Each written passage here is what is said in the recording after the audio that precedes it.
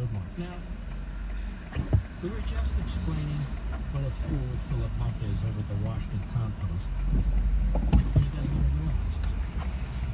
And why is he correspondent doing analysis? But that's what they all